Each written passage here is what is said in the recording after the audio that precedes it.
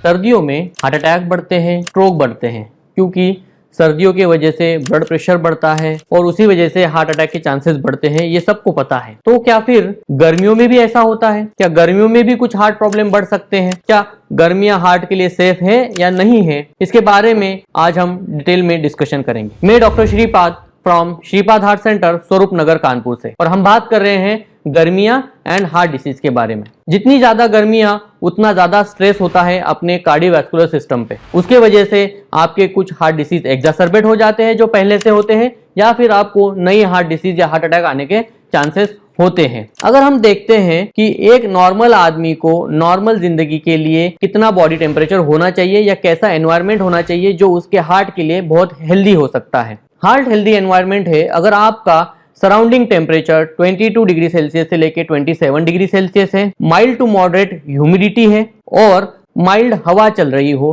तो ये आपके हार्ट हेल्थ के लिए सबसे स्वस्थ वाला एनवायरनमेंट है। मगर अगर इंडिया में देखा जाए तो गर्मियों में एवरेज टेम्परेचर होता है 40 टू 45 डिग्री सेल्सियस। उसमें ह्यूमिडिटी बहुत ज्यादा होती है या ड्राइनेस बहुत ज्यादा होता है और हवा कभी बहुत होती है कभी कम होती है।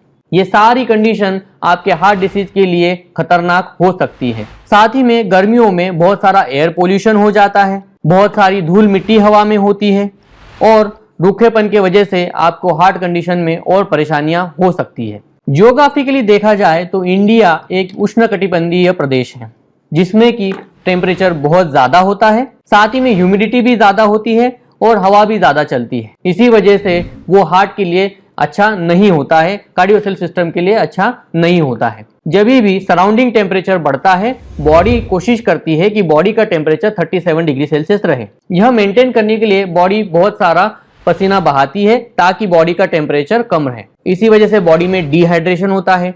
डिहाइड्रेशन की वजह से बॉडी में एंडोटॉक्सिन्स बनते हैं।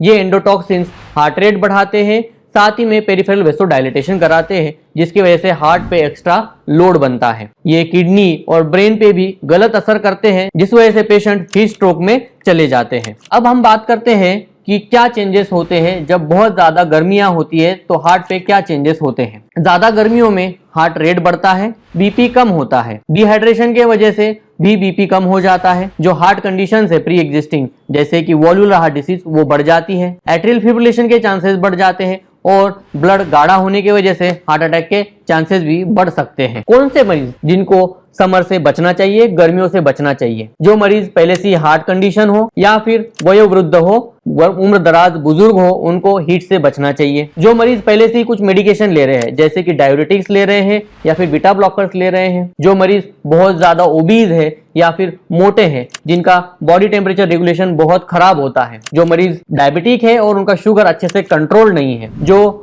बाहर आउटडोर वर्क करते हैं या एक्सरसाइज करते हैं, इन लोगों को संभल के रहने की जरूरत है। गर्मियों में ऐसा क्या कर सकते हैं जिस वजह से हम समर की हीट से अपने आप को बचा सके? सबसे पहला है स्टे हाइड्रेटेड। दिन में बहुत सारा पानी पिए। पानी का मतलब सिर्फ नॉर्मल पानी है। यहाँ पर आपको अवॉइड करनी है कोल्ड ड्रिंक्स, कैफिनेटेड ड्रिंक्स जिसमें कि कैफीन हो, या फिर स्वीट एंड सॉल्टेड ड्रिंक्स आपको प्रिवेंट करनी चाहिए। आपको कूल रखने के लिए एयर कंडीशन रूम में रहना चाहिए या फिर छाव का सहारा लेना चाहिए। ड्रेस भी आपको समर के हिसाब से ही पहनने चाहिए। लाइट कलर के या सफेद कपड़े पहनने से आपको रेडिएंट हीट से बचाया जा सकता है, बॉडी ठंडी रह सकती है। सन से बचने के लिए सनस्क्रीन यूज कर सकते हैं, छाता यूज कर सकते हैं या फिर गॉगल्स या फिर आप हैट यूज करके सन से बच सकते हैं। जब आप हीटिंग कंडीशन में या ज्यादा गर्म कंडीशन में काम कर रहे हैं तो आपको ये ध्यान रखना है कि आप बीच बीच में ब्रेक लें, बॉडी को कूल डाउन करें और तभी आगे का काम करें। अगर आपको